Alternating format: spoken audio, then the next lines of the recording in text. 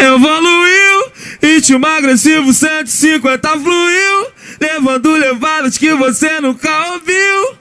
Eu sou o Rio. Vai brisa na vibe do Kevin Cres, no tabuzão que te faz mexer, seja no Lins ou no PPG, pode começar a descer. Vai brisa na vibe do Kevin Cres, no tabuzão que te faz mexer. E aí, meu povo? Ah, meu Deus do céu, como é que vocês estão? Vocês estão bem? Que coisa boa, pra gente começar já animado assim, pra gente já começar feliz. Essa musiquinha aqui, basicamente nossa aula de hoje vai ser sobre evolução e adaptação, tá bom? Então, basicamente a gente vai tentar ver isso aqui da forma mais rápida possível, mais sucinta possível, para vocês complementarem com a leitura, como a gente já combinou, beleza? No final a gente tem algumas questõezinhas, eu vou pedir para vocês entregarem lá pelo CIGA. Então vamos começar aqui nossa aula, como eu já falei para vocês, evolução e adaptação, a nossa aula de hoje, beleza? Deixa eu só conferir funcionando perfeitamente. Meu nome é Cleiton Alves Pereira, eu vou dar essa aulinha para vocês hoje sobre evolução e adaptação. Tranquilo? Como é que vai funcionar essa nossa aulinha de hoje? Eu vou trazer para vocês dois videozinhos disparadores. Eu vou querer primeiro que vocês vão aqui embaixo, na descrição do vídeo. Vai ter o primeiro videozinho sobre diversidade. Vocês vão clicar lá, vão assistir um vídeo curtinho de 2 minutos, ou 3 minutos. Vocês vão assistir e vão voltar para cá para a gente continuar. Então desce aqui na descrição, clica lá no linkzinho, abre, acessa, assiste e volta para cá, beleza? Então, pausa. Agora voltamos. Então, como você viu no vídeo, a gente falou um pouquinho sobre, vocês viram um pouquinho no vídeo sobre diversidade de espécies, né? Como é que essa diversidade ela acontece no mundo? A gente tem diversos grupos animais e gradativamente a gente sabe hoje, né, que essa evolução, que essa progressão, vamos dizer assim, essa característica de adquirir, de desenvolver novas características, ela fez parte de um processo evolutivo completamente aleatório que a gente já vem estudando um pouquinho no decorrer do tempo. Tá? Então essa aula é basicamente para a gente ver como que essa diversidade, quais são os fatores ecológicos que influenciam e que são influenciados, né, pelo processo evolutivo. Tá bom? A gente vai ver no final que esses processos eles são simultaneamente conflitantes, tá bom? Eles conflitam entre eles e eles influenciam um ao outro, beleza? Então o que a gente vai aprender nessa aula? A gente vai aprender basicamente alguns conceitos sobre evolução, tá? Que estão ligados à evolução, como evolução, adaptação, seleção natural, deriva genética, que envolve alguns outros conceitos como efeito gargalo e efeito fundador. E a gente vai ver também quais são os fatores que impactam esses processos evolutivos no decorrer do processo ecológico. Certinho? Então, os conceitos básicos da aula são basicamente 5. Vocês vão encontrar esses conceitos lá no livro do Caim, se eu não estou enganado, capítulo 6, certo? Então, aqui estão os conceitos da aula. Primeiro, a evolução ela pode ser vista como uma variação genética ao longo do tempo ou como um processo de descendência com modificação. A gente vai ver como que funciona tanto a variação genética quanto o processo de descendência com verificação. Beleza? Segundo, a seleção natural, a deriva genética e o fluxo gênico, eles podem causar variações, tá, na frequência de alelos em uma população ao longo do tempo também. Vamos embora. A seleção natural, no nosso terceiro conceito, é um mecanismo evolutivo que causa evolução adaptativa de modo consistente, ou seja, é o único mecanismo que causa essa evolução adaptativa efetivamente falando. A gente vai ver por que isso acontece, tá bom? Quarto conceito, os padrões evolutivos de longo prazo são moldados por processos de larga escala. A gente vai ver que processos de larga escala são esses, como especiação, extinções em massa e irradiação adaptativa ou radiação adaptativa. A gente vai ver também esses conceitos lá na frente. E por último, as interações ecológicas e a evolução, elas exercem uma profunda influência recíproca, ou seja, a evolução e a ecologia elas estão constantemente conflitando e uma influenciando na outra simultaneamente no decorrer do tempo, certo? Então vamos... Isso é chuva? Não. Então vamos iniciar a nossa aula aqui basicamente falando o que é evolução, tá bom? Basicamente o termo evolução ele é usado em diversos contextos, vocês escutam falar aí de evolução em todos os locais, em locais variados do mundo inteiro, vocês ouvem falar em evolução, tá? Mas basicamente a gente se refere como evolução, se refere à evolução basicamente como qualquer mudança temporal, certo? Então, qualquer mudança temporal a gente se refere a ela como evolução. Só que dentro do contexto biológico a gente vai ver que na realidade a gente tem uns outros processos, certo? Que influenciam na evolução para que ela seja considerada evolução, certo? O progresso pelo progresso basicamente não é evolução, a gente consideraria isso como desenvolvimento, tá?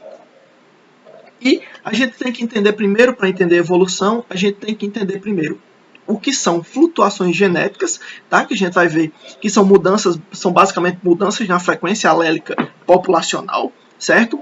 E o que é uma descendência com modificação, tá? Que aqui, como a gente está vendo aqui embaixo exemplificado, são basicamente acúmulos de mutações que causam diferenças com relação às gerações anteriores. Então essas mutações genéticas, elas vão se acumular, acredito que vocês devem estar vendo isso lá com a Cibele.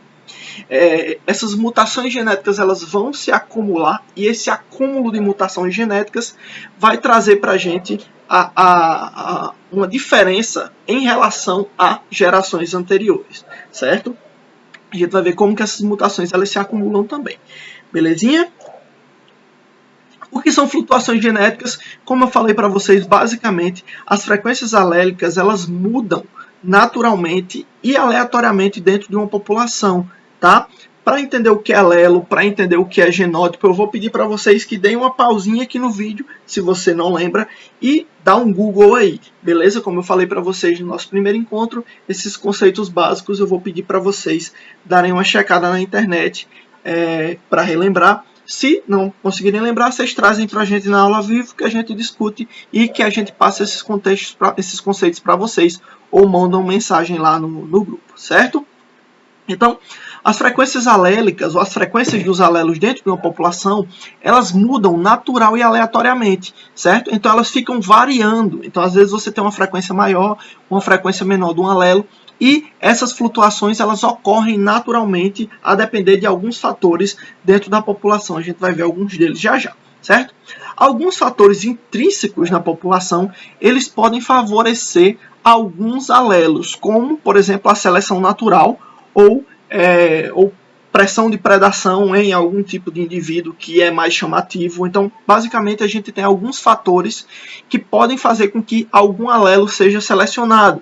Então, por exemplo, a seleção sexual, um indivíduo, vamos dizer uma fêmea, ela vai preferir machos que apresentam uma característica tal. Então, os machos que têm essa característica, eles vão ter mais oportunidade de reproduzir, porque as fêmeas escolhem eles, né? E vão passar suas características para frente. Então, essa característica ela vai ser favorecida por um processo evolutivo, que é o quê? Puramente sexual. As fêmeas vão estar escolhendo os machos com base em alguma característica que eles apresentam. Os machos que não apresentam vão reproduzir menos e, consequentemente, vão passar menos o seu genótipo e, consequentemente, os seus alelos para frente. E esses alelos vão ter um aumento, vamos dizer assim, na porcentagem e na frequência alélica dentro da população, certo? Aqui do lado aqui a gente tem basicamente um gráficozinho que mostra para vocês um fator de pressão de caça no decorrer dos anos. Então aqui no eixo Y aqui a gente tem o peso médio dos indivíduos nesse primeiro gráfico e no segundo gráfico a gente tem o comprimento médio dos cornos, que vocês já vão imaginar como chifres, mas vocês vão ver, não sei com quem, não sei se com o professor Iberê, que cornos e chifres são estruturas diferentes, tá bom? Mas aqui vamos dizer que o comprimento dos cornos aqui no eixo Y do segundo gráfico e o peso médio de cabras, se eu não estou enganado, tá bom? Carneiros aqui, tá? E aqui no eixo X a gente tem basicamente o decorrer dos anos. Então o que é que a gente observa nesse gráfico? Que com o passar dos anos, o comprimento médio dos cornos e o peso médio dos indivíduos de carneiros, esse exemplo está lá no Caim, tá? Ele diminuiu com o passar dos anos. Por que isso aqui? Isso aqui é basicamente uma questão de pressão de caça, certo? Então, caçadores, eles preferem caçar carneiros que são maiores, que têm os chifres maiores, os cornos maiores, e que são maiores, consequentemente, mais pesados. Então, o que é que acontece? Com o passar dos anos, a pressão de caça em cima desses indivíduos fez com que os indivíduos maiores fossem mortos pelos caçadores e os indivíduos menores conseguissem sobreviver naquela população e, consequentemente, reproduzir. Então, com o passar dos anos, o alelo ou os alelos, os genes que trazem características de indivíduos menores foram passados para as próximas gerações e, consequentemente, o tamanho desses indivíduos foi diminuindo com o passar dos anos, porque os caçadores sempre preferem ou preferiram indivíduos maiores, certo? Então esse aqui é um exemplo maravilhoso de como que um fator aleatório ele pode influenciar na frequência alélica dentro de uma população, certo?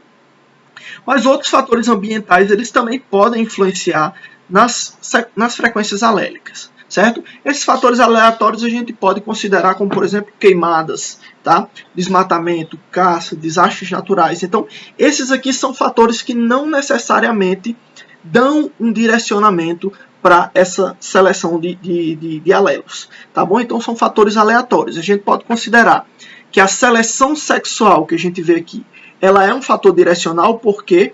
Porque as fêmeas estão escolhendo mais machos que têm uma característica tal. Então, esses machos eles são selecionados, certo? Então, há um direcionamento, ok? E aqui, nesses fatores de baixo, são fatores aleatórios. Então, a queimada é um fator aleatório, porque não está escolhendo ninguém, certo? Por nenhum fator.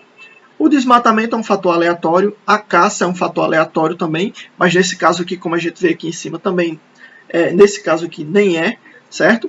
E aqui, os desastres naturais também são fatores aleatórios, ok?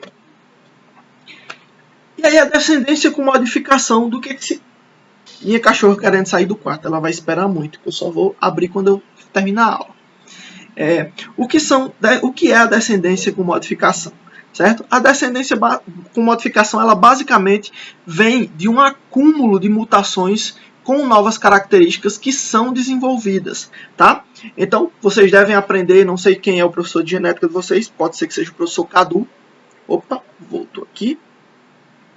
Então, vocês vão aprender que, basicamente, as mutações genéticas, elas não necessariamente geram alterações instantaneamente, certo? São, basicamente, o acúmulo dessas mutações no decorrer de centenas de anos ou milhares de anos, a depender de quais espécies a gente está tratando, que vai fazer com que essas características sejam desenvolvidas e sejam vistas a olho nu, tá? Então, essas características elas podem ser simplesmente a alteração numa enzima tal, ou a criação de uma proteína tal, mas o desenvolvimento real de uma característica fisiológica funcional, ela advém de uma sequência de mutações que se acumulam no decorrer dos anos. Tá? Ou no decorrer de dias, se a gente considerar, por exemplo, bactérias, certo?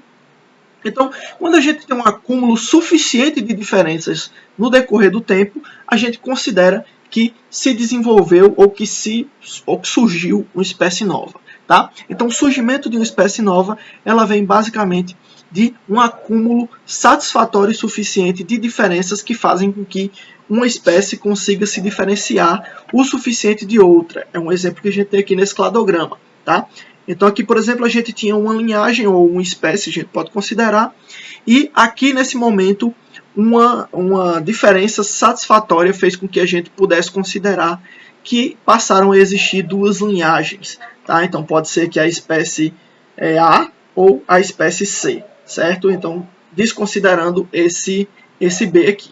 Tá? E aqui, da mesma forma, essa linhagem acumulou diferenças satisfatórias suficientes, ou diferenças suficientemente satisfatórias, para conseguir considerar que aqui a gente teve duas espécies novas. Ok? E, apesar da diferença entre uma espécie ancestral e uma nova espécie, elas ainda compartilham características. Então, é por isso que a gente chama descendência com modificação.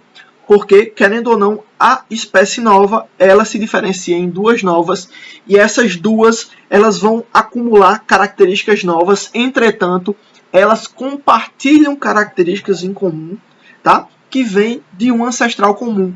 Então, o ancestral comum, ele traz características que vão ser compartilhadas pelos descendentes, tá? Então, a gente vai ter aí uma descendência com modificação, porque são indivíduos que desenvolveram características novas que faz com que a gente consiga separar essas duas vertentes ou essas duas linhagens em duas espécies.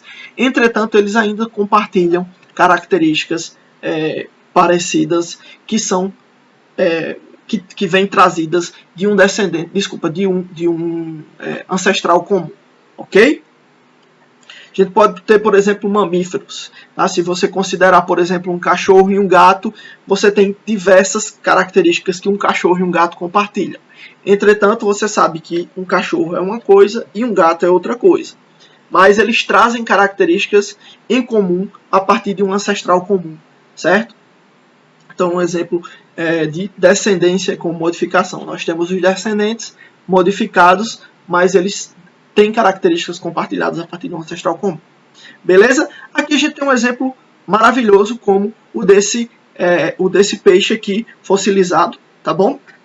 E a gente tem aqui basicamente esse osso pélvico que foi se desenvolvendo ou regredindo no decorrer do processo evolutivo, tá? Então a gente tem que ter em mente que a evolução ela não necessariamente traz novas características, ela pode tirar características de um organismo, certo? Então não necessariamente a evolução é um incremento, ela pode simplesmente retirar características de um organismo que não estão fazendo diferença na vida desse organismo, ok? Então a gente tem que ter isso em mente. A evolução ela não sempre traz mudança, ela não sempre traz um incremento, ela pode também retirar algum tipo de informação. Um exemplo é esse aqui do peixe aqui que vocês estão vendo aqui nessas imagens, que no decorrer dos anos ele foi diminuindo o tamanho desse apêndice pélvico aí, desse osso pélvico desse osso pélvico que ele tem, certo? Então, de cima para baixo você vai vendo a regressão até que aqui a gente tem uma diminuição completa do tamanho do apêndice, ou do caso do osso pélvico aqui, e essa espécie mais recente, isso aqui é o registro fóssil, tá? Essa espécie mais recente, ela passa a não mais apresentar esse osso pélvico na espécie recente, certo? Então, no decorrer da evolução, ele foi perdendo essa característica. Mas aí a primeira pessoa, né, a cunhar o termo, vamos dizer assim, descendência com modificações foi o nosso amigo Charles Darwin aí, em 1859, na sua primeira versão do livro A Origem das Espécies, tá? Que não tem esse nome, é um nome um pouco mais comprido. A Origem das Espécies por meio da seleção natural. Então, em 1859, o Darwin é o primeiro a cunhar esse termo para trazer à luz a evolução, ok? E basicamente a gente sabe que as pressões ambientais elas são diretamente responsáveis pelos acúmulos de modificações nas populações, certo? Então, quando a gente fala de descendência com modificações, a gente tem que as pressões ambientais elas são diretamente responsáveis por essas modificações. E um conceito fundamental que vocês têm que ter em mente é que indivíduos não evoluem, certo? Indivíduos não evoluem. A evolução ela se dá em uma instância populacional, certo? Então a população ela evolui. Como é que a população ela evolui? Porque o cruzamento entre indivíduos da população faz com que essas mutações, esses caracteres sejam acumulados até que toda a população ou a maioria dos indivíduos da população compartilhem uma característica nova que vai fazer com que você possa considerar essa espécie como espécie nova, ou como duas espécies novas, ou como três espécies novas, como a gente vai ver um pouquinho mais na frente. Como vocês vão ver lá com o professor Daniel, ou já viram, né, se vocês tiveram alguma aula presencial, acredito que na primeira aula presencial com o professor Daniel Passos, vocês vão ver que a gente tem dois tipos de processos evolutivos, né? A cladogênese, que divide uma linhagem, como a gente viu aqui nesse cladograma, divide uma linhagem em duas linhagens, certo? E a anagênese, onde uma espécie ou uma população vai acumulando mutações até desenvolver uma nova característica. E aí ela deixa de ser a espécie anterior e passa a ser uma nova espécie, porque ela desenvolveu suficientes características para se tornar uma espécie nova. Ok? Então, a cladogênese, a gente tem uma divisão de uma espécie em duas ou mais espécies, como está ocorrendo aqui, certo? E na anagênese, a gente tem simplesmente a evolução de uma espécie para outra espécie a partir do acúmulo, onde essa espécie não necessariamente se divide em duas ou mais espécies, certo? Então a gente poderia considerar que aqui nesse ponto onde o mouse está passando, a gente tem o acúmulo de uma característica que fez com que a espécie daqui para trás seja completamente diferente do que vem daqui para frente. Então aqui passa a ser uma nova espécie, iniciando aqui nesse ponto, e para trás é uma espécie antiga, certo? Então, anagênese. Então vamos embora aqui, voltando aqui mais na frente. Lembrem de anotar suas dúvidas, gente. Se tiverem dúvidas, anotem, ok? Então, as populações, elas evoluem, não os indivíduos. Indivíduos por si só não evoluem sozinhos. Eles precisam reproduzir, precisam passar essas características para frente, e isso faz com que a característica se acumule na população a partir da genética, do genoma, e seja passada para frente, e outras mutações se acumulando, essas características vão passando para frente, certo? Entretanto, como a gente viu que as mutações, elas se acumulando, passam essas características para frente, a seleção natural, com a seleção natural, né? A seleção natural, ela não é a única força atuante no processo evolutivo. A gente tem diversas características, diversos mecanismos ecológicos que vão estar atuando diretamente no processo de evolução, ok? A gente vai ver alguns deles. O primeiro, como a gente viu, é a mutação, né? A mutação, basicamente, é o processo o mecanismo central para que a gente tenha o processo evolutivo, né? É com base nas alterações e nas mutações gênicas que vão se acumular novas características que vão ser passadas para frente, gerando novas espécies, né? Então a gente tem a mutação como um processo que participa aí dos mecanismos de evolução. Entretanto, a mutação, ela é extremamente rara, certo? A gente tem mecanismos celulares que corrigem mutações, então mutações ocorrem constantemente, mas para que uma mutação se acumule, ela precisa primeiro ocorrer, segundo, não ser detectada ou ser detectada e corrigida erroneamente, ou não ser detectada e não ser corrigida, fazendo com que ela se acumule e passe para a próxima geração, certo? Além disso, a gente tem alguns outros fatores que fazem com que a genética ela seja misturada e essas mutações elas passem para frente, como recombinação, ok? Então, esses processos de correção de replicação de DNA, vocês vão ver também lá com a Cibele, na biologia celular, na citologia, ok? Então, a mutação ela é central, mas o processo de mutação ele é extremamente raro, certo? Então, ele não é o único mecanismo que atua.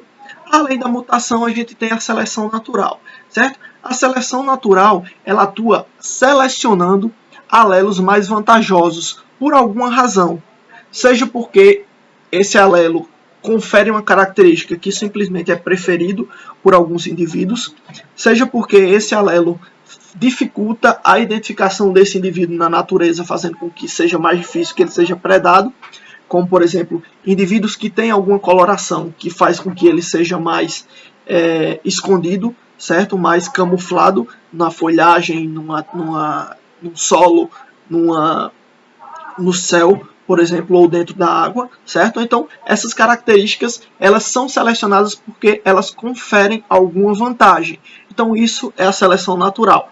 A seleção de alelos dentro de uma população que conferem alguma vantagem por alguma razão, certo?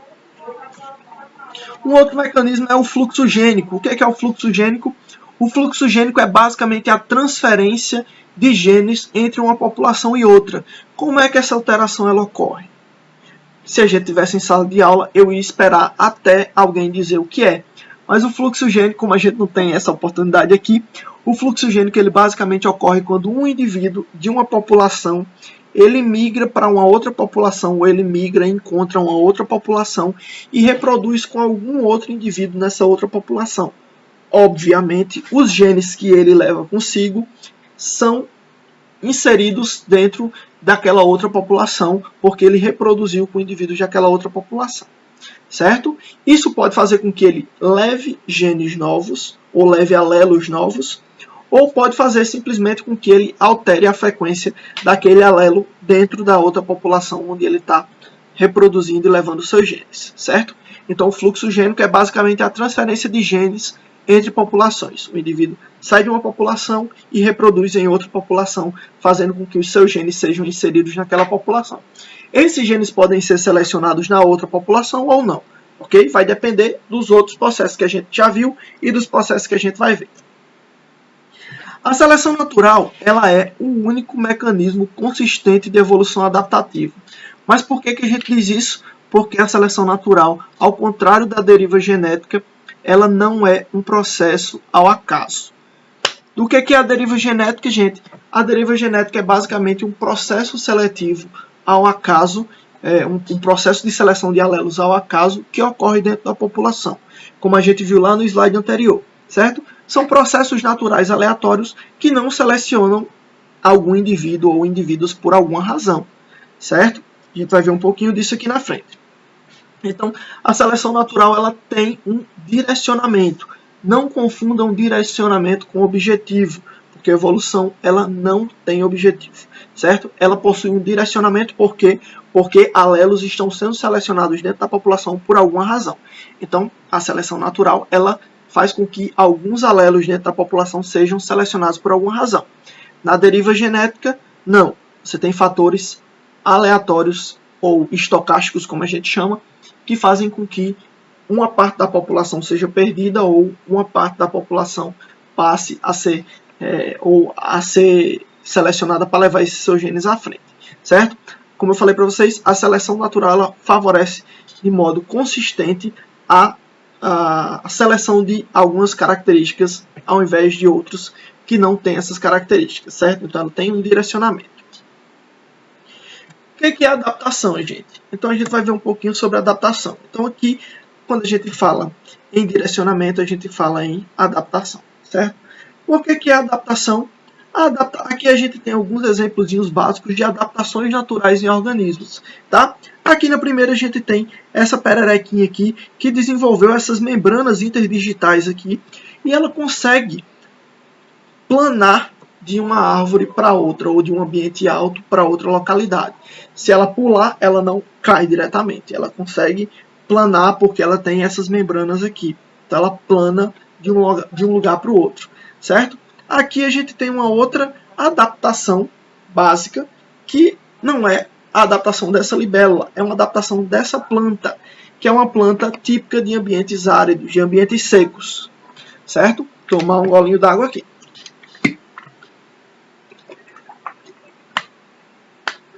Nessa plantinha de ambiente seco aqui, o que é que a gente tem? A gente tem a necessidade de conseguir captar nutrientes de uma outra forma. Então essa planta ela desenvolveu esses estames, não estames, esses...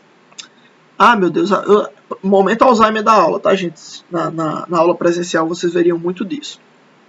Ela desenvolve essas estruturazinhas que na ponta tem esses líquidos pegajosos e ela possui uma cor chamativa. Então os indivíduos eles sentam nessa planta buscando alimento e acabam sendo pregados. Quando eles ficam pregadinhos aqui, eles passam a ser digeridos pela planta que vai absorver os nutrientes a partir da decomposição desse indivíduo que ela conseguiu capturar, certo? Então aqui basicamente uma planta carnívora, tá? Com um mecanismo de captura diferente.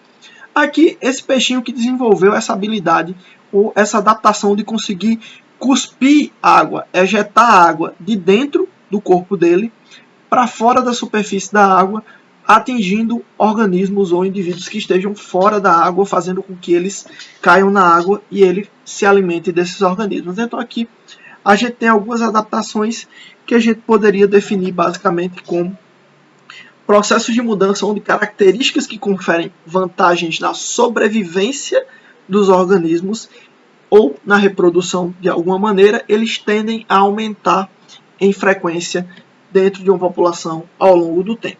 Então as adaptações são basicamente características de uma população que conferem alguma vantagem de sobrevivência ou de reprodução para os organismos de uma população, certo? As adaptações elas não são perfeitas, ok?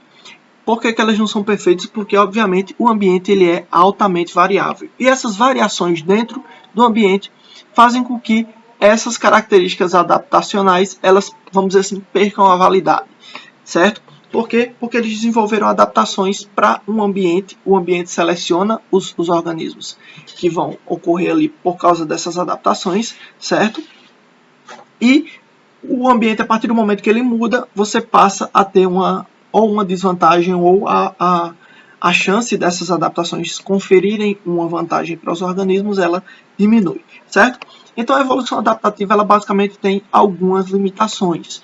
Como limitações a gente pode ver a falta de variação genética, tá? Então a baixa variabilidade genética diminui a chance de desenvolvimento de alelos ou diminui a frequência de alelos dentro de uma população, tá?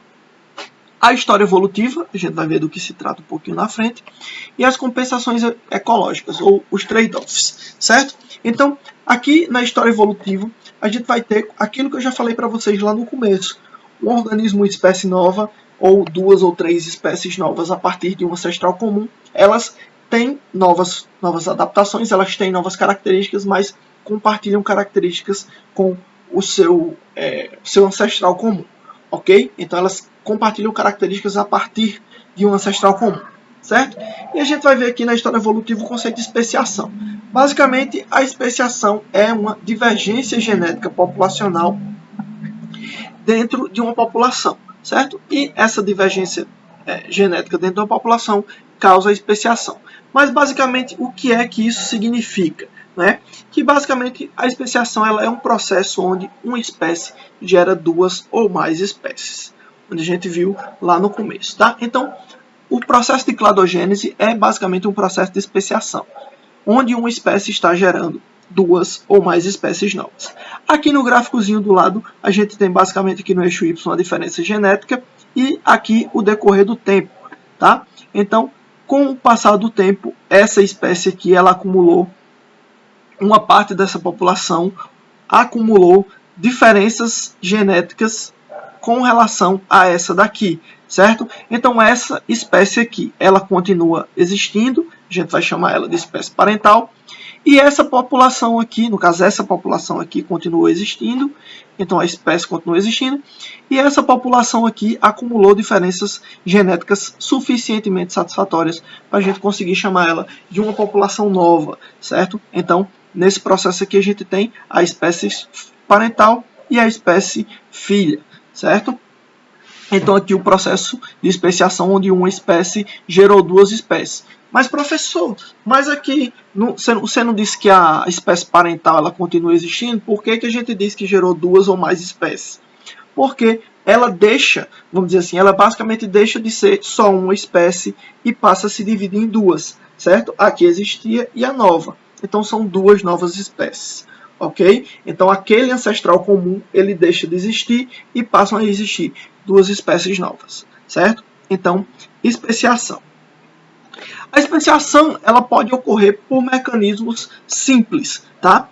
Como por exemplo uma barreira geográfica, o que a gente chama ou que os geólogos chamam de vicariância, certo? Então, a barreira geográfica que divide uma população em 2 populações, sei lá, um rio passa ou uma estrada passa e divide essa população em 2 grandes populações, um muro ou uma cerca, tá? Mas vamos tratar de um processo natural. Você tem o surgimento de um córrego de rio que vai fazer com que as populações, uma população se divida em 2. A mesma população, uma parte dela vai ficar de um lado do rio e a população do outro lado do rio vai ficar lá também. Então, no começo elas são populações diferentes da mesma espécie, mas com o decorrer do passar dos anos, muito provavelmente o processo evolutivo vai se seguir nessas 2 populações de forma diferente, fazendo com que essas 2 populações acabem gerando 2 novas espécies a partir de uma população comum. Que barulho é esse? É minha cachorra. Certo? A especialização alimentar, ou seja, uma parte da população passa a se especializar em algum item alimentar específico, ok? E a descendência híbrida fértil, como a gente não viu ainda, mas vocês devem ter visto no ensino fundamental, no ensino médio, as populações, ou as espécies, elas não cruzam entre si, porque indivíduos híbridos não são férteis. Isso não é uma verdade completa, ok? Algumas espécies podem cruzar com outras, principalmente espécies que são muito próximas, parentalmente falando, ok? Espécies que têm uma descendência ancestral muito próxima, ou seja, que divergiram há menos tempo no processo evolutivo, tá? E elas conseguem cruzar entre si e gerar descendentes férteis, ok? Então, esse cruzamento entre espécies diferentes pode causar um hibridismo, onde os descendentes eles vão ser indivíduos férteis, certo? Então, essa descendência híbrida fértil, ela ocorre também. E como a gente estava falando aqui, o isolamento reprodutivo ele é basicamente o ponto alto, o ponto-chave, para a gente considerar que duas espécies foram completamente, ou uma espécie foi completamente transformada em duas espécies novas, porque elas não são mais compatíveis reprodutivamente, ou não completamente compatíveis reprodutivamente, se a gente considerar os fatores evolutivos, tá?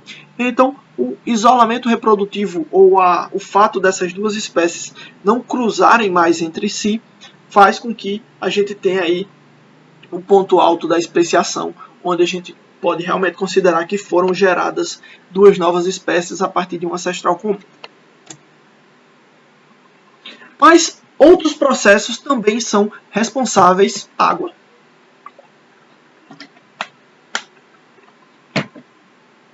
Outros processos eles também são responsáveis pela geração de novas populações, certo? Então, a extinção em massa e a irradiação adaptativa, que a gente vai ver agora, elas basicamente moldam há milhões de anos padrões evolutivos de longo prazo, certo? Como exemplo disso, a gente tem aqui as 5 grandes extinções que já ocorreram no mundo nos últimos em toda a história do planeta, certo? Então a gente tem aqui a extinção do Ordoviciano, tá? 444 milhões de anos atrás.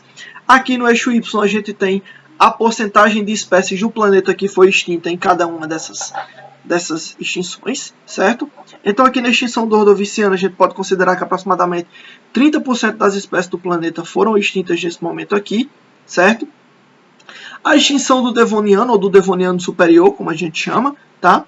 Que aqui aproximadamente 22% das espécies foram extintas. A extinção do Permiano, que foi extinto mais de 50%, tá?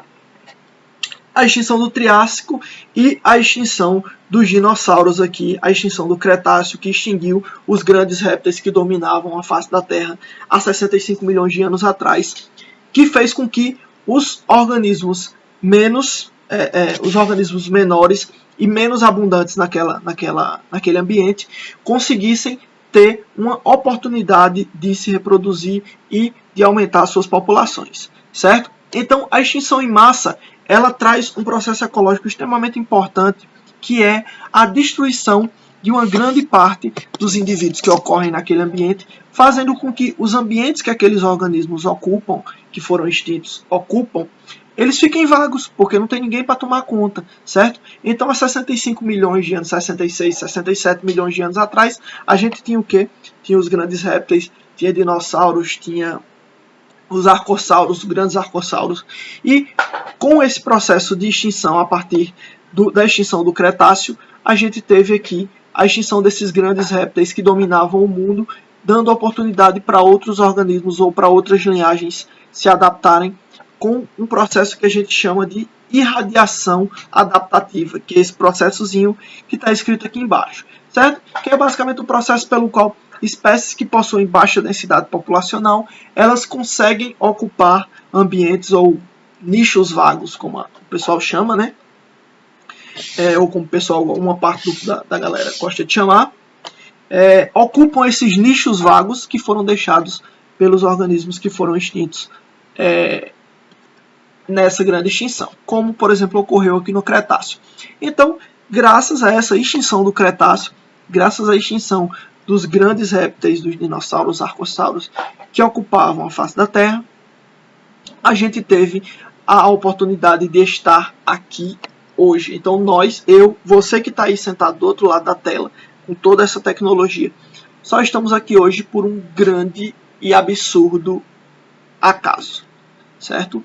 Caiu o meteoro na Terra, causou todo aquele pânico, todo aquele caos na Terra e fez com que os grandes organismos fossem mortos, os organismos que dominavam o planeta fossem mortos, dando oportunidade para outros organismos que já existiam, organismos menores que se alimentavam de outras coisas, conseguissem permanecer no planeta e se diversificar, fazendo com que novas linhagens fossem geradas. Então, esse é um exemplo claro de catástrofe ambiental e de deriva genética, certo? Por acaso, uma grande parte dos organismos do planeta foram dizimados, dando oportunidade para outros organismos menores e que têm outras características adaptativas e fisiológicas se desenvolverem e gerar a irradiação adaptativa, certo?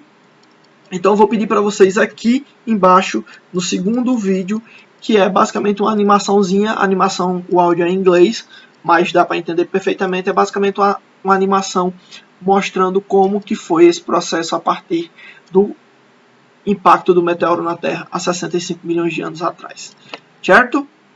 E aqui a gente está vendo aqui 6 grandes extinções, 5 grandes extinções, mas tem pessoas que falam na 6ª grande extinção, que é a extinção do Holoceno ou a extinção que nós estamos causando no planeta. Então isso aqui é simplesmente um adendo à 6ª extinção, certo? A 6ª grande extinção do planeta é a extinção que nós, seres humanos, estamos causando, dizimando espécies de plantas, espécies de animais, espécies de fungos da face da Terra e diminuindo a quantidade de espécies no planeta, certo? Então, já tem gente que fala na 6ª grande extinção.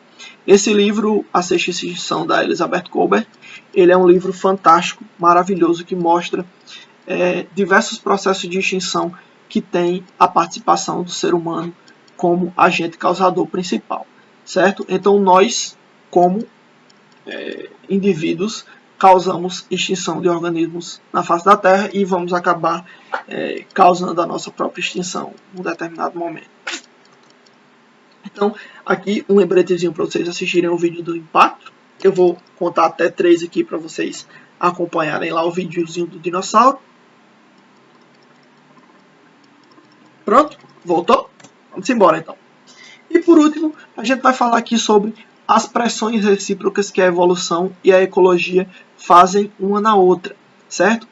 Então, quais são basicamente os 3 grandes objetivos, as 3 grandes necessidades que a gente vê durante todo o nosso processo de formação escolar? Que todos os organismos, todos os seres vivos, eles têm basicamente 3 objetivos fundamentais, que é se alimentar, conseguir reproduzir, conseguir sobreviver e reproduzir. Então, conseguir alimento para sobreviver e conseguir chegar a uma fase, a um momento da vida onde ele vai conseguir reproduzir e passar os seus genes para frente. Esses são os 3 grandes objetivos de qualquer ser vivo: comer, crescer e se reproduzir. Comer, sobreviver e se reproduzir. Beleza?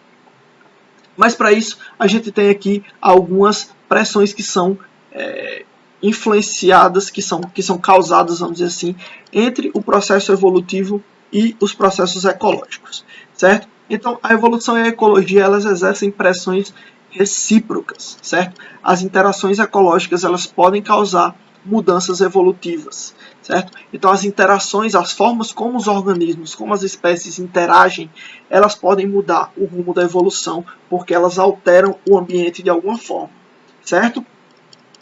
Aqui a gente tem um gráficozinho mostrando basicamente o índice de concentração de gás carbônico, de dióxido de carbono na face do planeta Terra, certo?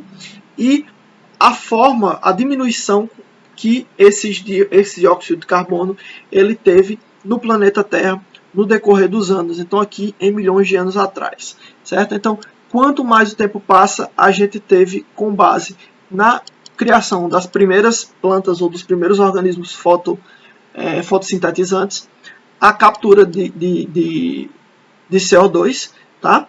A fixação desse CO2, como a gente vai ver lá em ecossistemas, fazendo com que a quantidade de CO2 disponível na atmosfera fosse diminuindo. Então a gente tem uma gradativa diminuição com base, compactuando ou coincidindo com o desenvolvimento e a evolução das plantas, certo? Lá. E aqui também as alterações, como a gente falou aqui, que a evolução ela exerce, as interações ecológicas elas podem causar mudanças evolutivas. Aqui a gente tem que as alterações evolutivas elas podem mudar o rumo das interações ecológicas, tá? Então, condições ambientais aleatórias elas influenciam a forma como as espécies vão interagir entre si, certo? Aqui a gente tem um exemplozinho básico. Primeiro começar aqui por esse exemplo do lobo, como por exemplo alterações evolutivas básicas, como por exemplo, se um organismo ele desenvolve uma característica que faz com que ele consiga ter uma alta eficiência de predação das suas presas, esse organismo ele vai conseguir predar sem muita dificuldade o organismo ao qual ele foi moldado evolutivamente e adaptacionalmente, nem sei se essa palavra existe, para predar. E esse aumento na eficiência de predação vai fazer com que a população da presa diminua de forma que aqueles outros organismos, as outras espécies que também interagem com essa espécie de presa, sejam prejudicados ou sofram alguma alteração ecológica, certo? Então, o processo evolutivo que gerou uma característica no predador, que fez com que ele fosse mais especializado na captura da presa, fez com que ele desenvolvesse, ou fez com que o organismo desenvolvesse uma predação maior, diminuindo a população da presa e causando alteração nos organismos que interagem com a presa também, além do predador, certo? Aqui um outro exemplo, claro, de alteração ecológica que influencia nos rumos do processo evolutivo, tá? Fragmentação de habitat. Quem é que gera fragmentação de habitat? Nós, né? Seres humanos, filhos da mãe, nós geramos essas fragmentações ecológicas dentro do ambiente e, naturalmente, essas fragmentações elas trazem um prejuízo muito grande para as populações internas que têm um problema grande para interagir entre elas. Então, a evolução, ou seja, a nossa característica de pensar da forma como nós pensamos e de desenvolver ferramentas e tudo, e essas coisas todas, como nós fazemos, fez com que nós criássemos esse hábito de desenvolver atividades como o desmatamento predatório, queimadas predatórias, diminuindo, obviamente, as interações ecológicas e diminuindo os hábitats e prejudicando as interações ecológicas entre os ambientes que já viviam naquele habitat, entre os organismos que já viviam naquele habitat. Então vamos aqui para o resumão da nossa aula, certo? Então, só recapitulando basicamente o que a gente viu na aula, e aí a gente passa para os slides seguintes para a gente ter as nossas questões para vocês desenvolverem em casa. Belezinha? Primeiro, a evolução ela consiste no processo de mudanças ao longo do tempo nas frequências alélicas de uma população. Beleza? Segundo, também como descendência com modificação, o processo no qual as populações elas acumulam diferenças ao longo do tempo, mesmo compartilhando características que vêm de seus ancestrais, certo? Então, em descendência com modificação, a gente vai ter organismos que compartilham características advindas dos seus ancestrais, mas têm suas características comuns que fazem com que eles sejam diferenciados como espécies novas. Na seleção natural, a gente tem a modificação de populações por alguma característica que favorece a sobrevivência e a reprodução ou a reprodução desses indivíduos dentro de uma população, certo? Então, na seleção natural, a gente tem um direcionamento por causa de alguma preferência dentro da população. A seleção natural, a deriva genética e o fluxo gênico, eles podem causar a variação na frequência dos alelos de uma população ao longo do tempo. Então, a gente viu o que é a seleção natural, viu o que é a deriva genética e viu o que é o fluxo gênico. Beleza? Então, a gente pode falar sobre cada um deles e como que eles afetam essa variação na frequência alélica ao longo do tempo. A seleção natural ela é o único mecanismo evolutivo que causa uma evolução adaptativa, certo? Então, de forma consistente, a seleção natural o único mecanismo que causa uma evolução adaptativa, porque ela seleciona alelos mais vantajosos, alelos que trazem características mais vantajosas.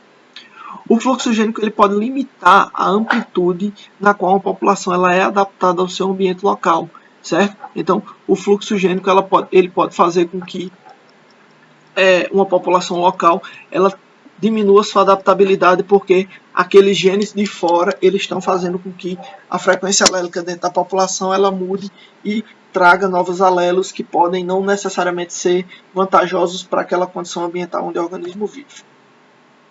A baixa diversidade genética, a história evolutiva e os trade-offs, como a gente viu lá, eles são importantes limitadores da variação genética, certo? No trade-off a gente tem que basicamente uma característica, o organismo ele não pode ser 100% bom em todas as atividades ou em todas as atividades mesmo que ele desenvolve, certo? Porque a gente tem uma limitação energética. Então, organismos eles têm vamos dizer assim, eles têm um orçamento energético que eles podem gastar com determinadas características. Então não é nenhum organismo ele vai ser 100% bom em ver, 100% bom em ouvir, 100% bom em vocalizar, 100% bom em reproduzir, 100% bom em ser ágil, enfim. A gente tem limitações ecológicas, tá? E limitações energéticas. A energia gasta, vamos dizer assim, em uma adaptação, ela não pode ser, ou ela não consegue ser usada para as duas coisas da mesma quantidade, certo? Então, basicamente, o trade-off é basicamente o que a gente chama dessa compensação ecológica, certo?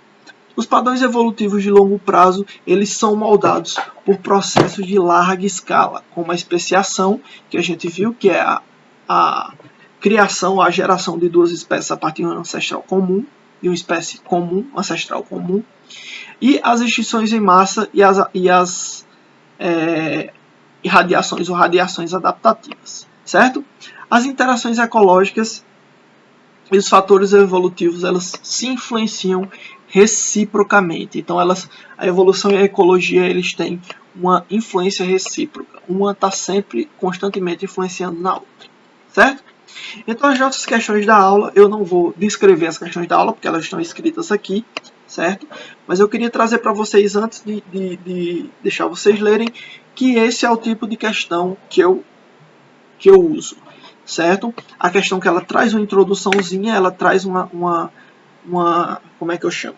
Uma atualização, tá? Um comentário sobre alguma coisa, e no final eu faço alguma pergunta com relação ao tema, tá? Então eu introduzo o tema no começo da questão e no final eu faço uma pergunta. Outra questão, eu gosto de perguntas que fazem vocês pensarem. Então não se assustem se você ficar lutando uma pergunta, eu não consigo encontrar. Eu quero que você pense, eu quero que você raciocine, eu quero que você chegue numa conclusão. Tá bom? Eu não quero saber o que é irradiação adaptativa, porque eu já sei, você já sabe. Se você não sabe, venha me perguntar, tá? Eu não quero saber o que é irradiação adaptativa, o que é deriva genética, o que é o efeito gargalo, tá? Eu quero saber como que você aplica esses conhecimentos no contexto ecológico, tá? Então aqui basicamente a gente tem uma questão sobre fluxo gênico e aqui embaixo a pergunta como é que a gente pode considerar que o fluxo gênico ele funciona de maneira semelhante a uma mutação numa população, tá? Por que a gente pode considerar isso? E aí, tá bom? Então, uma introdução e uma questão que vai fazer vocês pensarem um pouco. Próximas questões, eu vou só seguir as questões, pausar 3 segundos e vocês anotam aí, pausam o vídeo para anotar.